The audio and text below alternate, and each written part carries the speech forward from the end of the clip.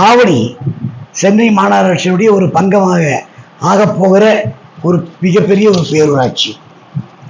இந்த பேரூராட்சியை பொறுத்த வரைக்கும் பார்த்தீங்கன்னா மிக பெரிய மக்கள் தொகை கொண்ட ஒரு பெரிய பேரூராட்சி.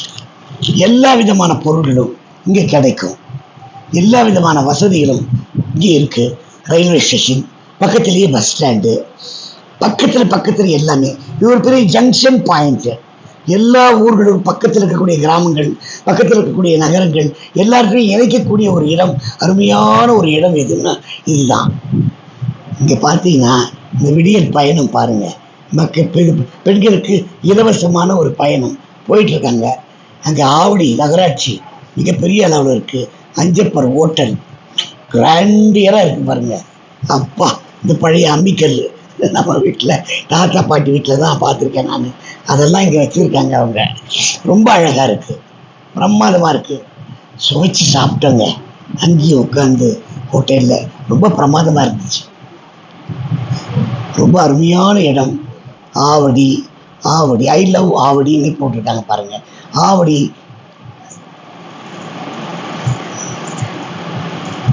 ரயில் நிலையத்துக்கு போகிற வழின்றதையும் காமிச்சிருக்காங்க. அற்புதமான ஒரு இடம், ரொம்ப பிரகாசமாக வளர்ந்து வரக்கூடிய இடம், பெரிய மக்கள் தொகை உள்ள ஒரு இடம்.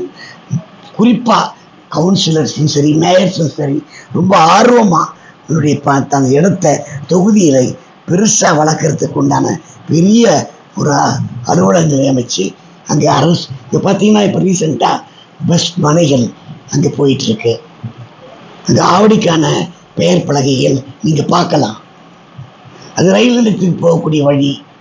ரயில் நிலையத்துக்கும் பஸ் ஸ்டாண்டுக்கும் சற்றேறக்குரிய 1/2 கிலோமீட்டர் கூட கிடையாது. அவ்வளோ அற்புதமான இந்த ஆவடியை நீங்கள் தெரிஞ்சுக்கணும், புரிஞ்சுக்கணும். கட்டாயம் நீங்கள் போய் பார்க்கணும். ரொம்ப அருமையான இடம், வளர்ச்சிக்கான ஒரு அற்புதமான சென்னையில் நகரத்தில் ஒரு அற்புதமான ஒரு இடம் ஆவடி ஆவடி ஆவடி. பொதுமக்களே, நண்பர்களே, உறவுகளே, போய் பாருங்க, ரசிங்க.